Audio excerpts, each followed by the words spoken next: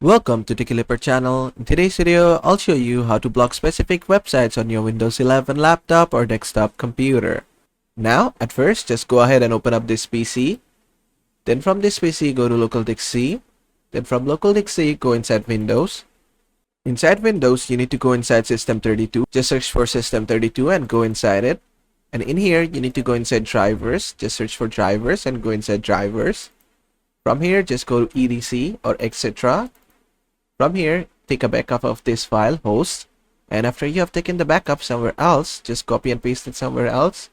Then just right click on this and click on Edit in Notepad. And now here at the bottom, you can add a line. Just copy this. This is your local host address. Just copy this and put a space. Then just put the website name which you want to block. For example, facebook.com. I want to block this. If you want to block more websites, just add more. After that, just save this file. And now, if you open any of your browser and try to go to that website, it won't load. And basically, that is how to block specific websites on your Windows 11 laptop or desktop computer. I hope this video was helpful. If it was, please give it a thumbs up. And don't forget to subscribe.